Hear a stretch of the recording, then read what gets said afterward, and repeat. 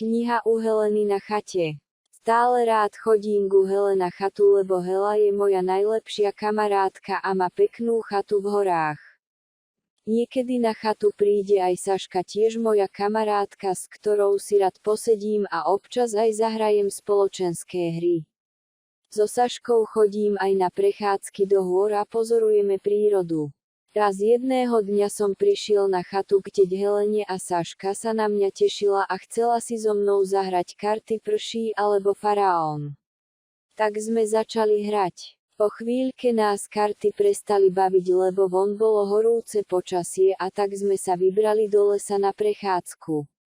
Saška išla prvá a ja za ňou a zrazu zakričím: čo to tu je, čo to tu je, čo to tu je, a Saška sa bojí otočiť, lebo nevie, čo tam v skutočnosti je a predstavuje si, že môže to byť had alebo nejaké zviera.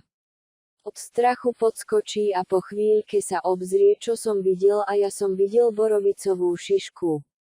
A ona mi povie: nestraž ma, veď som skoro dostala infarkt. Naozaj som si predstavovala, že je tam had alebo nejaké nebezpečné zviera a zrazu je tam iba borovicová šiška. A tak sme išli ďalej po lese a našli sme aj páru húb, ale sme ich nezbierali. Po chvíľke sme prišli k mlake, kde boli žaby, tak sme ich pozorovali. Potom sme sa vrátili na chatu a rozprávali tete Hele, čo sme videli, a Saška povedala, jak som ju vystrašil s tou šiškou. Potom sme posedeli a najedli sa v altánku hneď blízko chaty. Pri altánku bola hojdačka, tak som sa išiel kúsok hojdať. Dal som si sluchátka do uší a hojdal som sa. Po chvíľke sme išli hrať Človeče nezlob sa a hrali sme. Na začiatku nie a nie na koke chytiť šesku, nech sme robili čo chceme, až sa to Saške podarilo a postavila si modrého panáčika na štart a kockou hodila ešte raz a mala jednotku, tak svojho panáčika posunula o jedno políčko. Ja som sa s kockou ešte dosť potrápil, kým mi naskočila šeska, a tiež som si dal zeleného panáčika na štart a ešte raz som hosil kockou a znova 6, posunul som sa o 6 políčok a kockou som hádzal ešte raz a tak som chytil znovu 6 a nakoniec som Sašku vyhodil a pokračovali sme v hre. Nakoniec vyhrala Saška. Odložili sme spoločenskú hru a išli sme robiť kúzla s kartami. Už keď nás aj toto omrzelo, tak sme sa navečerali a pozerali televízor. Práve dávali futbal Slovensko-Rusko. A potom sme ešte na mobiloch pozerali youtuberov a išli sme spať. Ráno, keď sme sa zobudili, tak nám Hela urobila raňajky, ja som mal hemendex a Saška mala rohlík z Nutellu. Hneď po raňajkách som sa išiel kúsok pohojdať na hojdačke. Neskôr sme zobrali badminton a hrali sme pri chate. Ja som chcel ísť na náučný chodník, tak aj Saška sa pridala. Helena ostala na chate. Saška mi hovorí: Ane, že ma vystrašíš zase s tou šiškou alebo niečím iným. Ja jej hovorím, že nie. Budeme si užívať prechádzku prírodou. V prírode bolo fajn, pekný spev vtáčikov, šuchot lístia, praskanie konárov, takže nám bolo super. Keď sme išli ďalej, tak sme našli náučný chodník, ale boli sme niekde v strede chodníka. Ja som sa chcel vrátiť na začiatok, ale potom sa Saška rozhodla a išli sme až na začiatok chodníka. Keď sme prišli na začiatok chodníka, tak sme si dali kolonadu s horkou čokoládou, teda ja som mal tú kolonadu a ponúkol som aj Sašku ako správny kamarát. Nakoniec som sa so Saškou rozdelil na polovicu, aby to bolo fér a spravodlivo, lebo aj Saška má veľmi rada kolonadu ako ja. Keď sme dojedli, tak sme sa pustili na náučný chodník a ako tak kráčame, pred nami sa objaví prvá tabuľa, na ktorej bolo napísané o borovicovom strome a jej plodoch, čiže šiškách.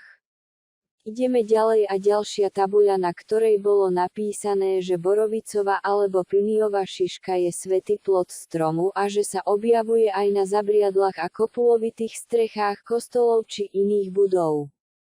Dozvedeli sme sa, že piniová šiška symbolizuje pravdu najvyššiu a duchovné osvetlenie. Takisto sa šiška považuje za tretie oko, silu, šťastie, plodnosť, dlhý život a nesmrteľnosť. Bol som až prekvapený, čo všetko symbolizuje šiška, ale ďalej od tabule stala socha piniovej šišky asi 2 metre vysoká a meter široká. Bola vyrezávaná nejakým rezbarom. Ale my sme išli ďalej a po niekoľkých metroch ďalšia tabuľa s názvom Návštevný poriadok, tak som si so Saškou čítal a dozvedeli sme sa, že všetko živé si zaslúži žiť a že nesmieme v prírode robiť krik a hluk. Tiež sme sa dozvedeli, že prírodu musíme nechať tak, ako ju vidíme a že nesmieme v nej nič meniť presadzaním rastlín a premiesňovaním živočichov ani naháňať zvieratá. A tak sme išli ďalej a ďalej, až sme prišli na koniec náučného chodníka a rozhodli, že sa vrátime na chatu ku Hele. Na chate sme sedeli na gauči a Hela nám po náročnej túre urobila kávu a na stôl dala slané tyčinky a lupienky a ešte aj nejaké keksy. Túra nebola pre nás náročná, ale sme radi, že sme už na chate. Keď som vypil kávu, tak Saška ešte len dopíjala a ešte som chcel ísť sa kúsok pohojdať, ale sa skazilo počasie a začalo pršať a fúkať vietor. Tak sme ostali na chate a nudili sa, lebo nás už žiadne hry nebavili, ani tie spoločenské, ani tie na mobile. Ale Saška dostala nápad, vyrobme si spoločenskú hru s názvom Borovicová šiška a tak zobrala kartónovú krabicu a nakreslila kolieska ako na človečenie zlob sa. Potom všetky kolieska pospájala čiarou a do niektorých koliesok nakreslila šišku. Aj tie kolieska boli v tváre šišky a už len napísala otázky, ktoré sme čítali na tabuľach na náučnom chodníku. Keď sme začali hrať, tak sme na začiatku hry nemuseli chytiť šesku, ale rovno posúvali panáčika po políčkach a keď niekto mal panáčika na poličku so šiškou, tak dostal otázku.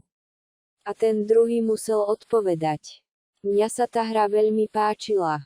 Zase prišiel večer a ja aj tatik aj maminka sa museli rozlúčiť s Helou aj Saškou a nasadli sme do auta a išli domov.